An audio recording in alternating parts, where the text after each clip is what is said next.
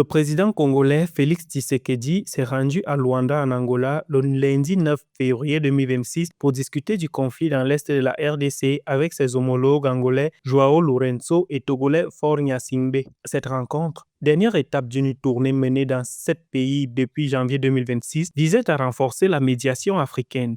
L'Angola a reçu mandat de consulter les parties congolaises, tandis qu'un cessez-le-feu a été appelé. Félix Tshisekedi cherche aussi de nouvelles sanctions contre la FCM23 et des responsables rwandais.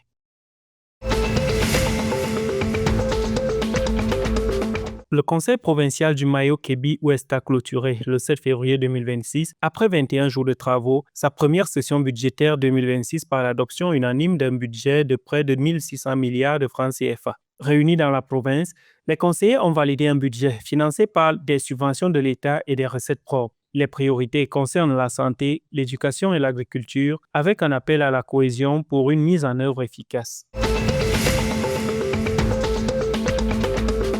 Le Gabon a annoncé qu'à partir du 1er janvier 2029, il cessera d'exporter le minerai brut de manganèse pour développer une chaîne industrielle locale. En 2024, le pays a produit près de 10 millions de tonnes, générant 1,5 milliard de dollars de chiffre d'affaires, soit 3% du PIB et 2500 emplois directs. La réforme, adoptée lors d'un conseil des ministres tenu le 30 mai 2025, vise à transformer le manganèse en alliage, produits chimiques et matériaux avancés, doublant ou triplant les retombées économiques tout en sécurisant l'énergie et les infrastructures pour un développement durable.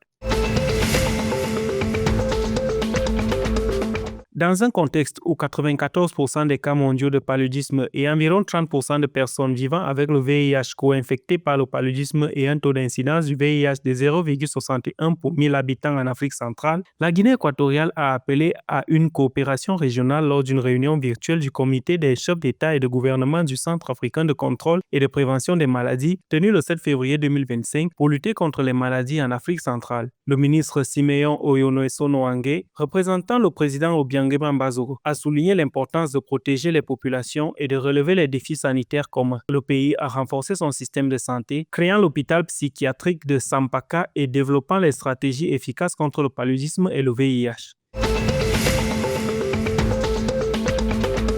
Le Cameroun a battu le Botswana 5-0 au stade Olembe de Yaoundé dans le cadre des qualifications pour la Coupe du monde féminine U20 Pologne 2026. Les Lions U20, dirigés par Hassan Bala, ont inscrit 5 buts par Efae Somba, Beverly Nimpa, Rachou Asako, Aurore Timi et André Ngobilon. Le match retour au Botswana a lieu le 13 février 2026, consolidant la quasi-qualification camerounaise.